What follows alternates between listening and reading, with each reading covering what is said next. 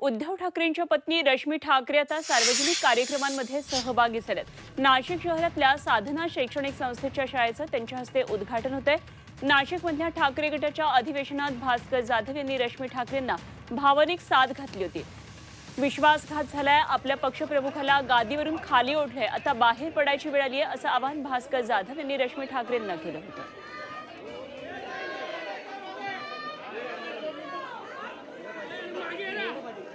ते नाशिकमधली दृश्य आहेत। रश्मी ठाकरे या दृश्यांमध्ये आपल्याला दिसतात। रश्मी ठाकरे आता सार्वजनिक कार्यक्रमांमध्ये सहभागी होताना दिसतात। आता पुढच्या काळामध्ये त्या अशाच सार्वजनिक कार्यक्रमांमध्ये दिसणार का हेही बघणं तितकंच महत्त्वाचं ठरणार आहे। निवडणुकांचा वेळ आता जवळ आलाय।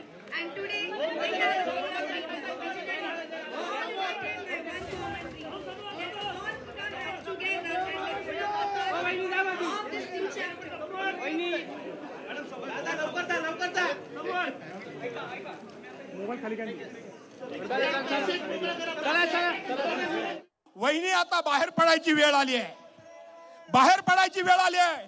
विश्वासघात झालाय, आपल्या पक्षप्रमुखाला बाहेर गादीवरून खाली ओढलंय। अशा वेळेला गप्प बसायचं नाहीये, हे करता सर्वांनी बाहेर पडलं पाहिजे असं माझं आपल्या सर्वांना आव्हान आहे।